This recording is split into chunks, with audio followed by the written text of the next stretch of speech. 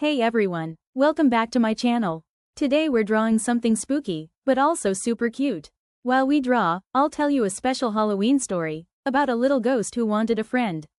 Ready? Let's begin. Once upon a time, in a quiet little town, there was a small ghost named Boo.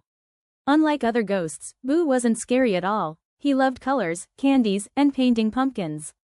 But every Halloween, when other ghosts went out to spook humans, Boo stayed inside his old castle, lonely and shy. He wished he had a friend to share his pumpkin drawings with.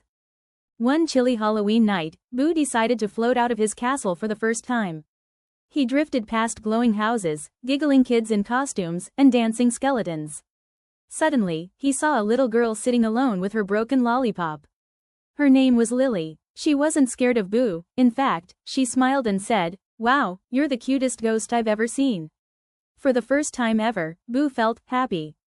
Boo helped Lily fix her candy, and in return, she gave him a tiny pumpkin sticker. They laughed, danced under the moonlight, and even shared ghost jokes, like why ghosts never tell lies, because you can see right through them. As the night grew darker, Boo realized he didn't need to be scary to belong. He just needed someone who saw his friendly side. When the clock struck midnight, Lily waved goodbye and promised to meet him next Halloween.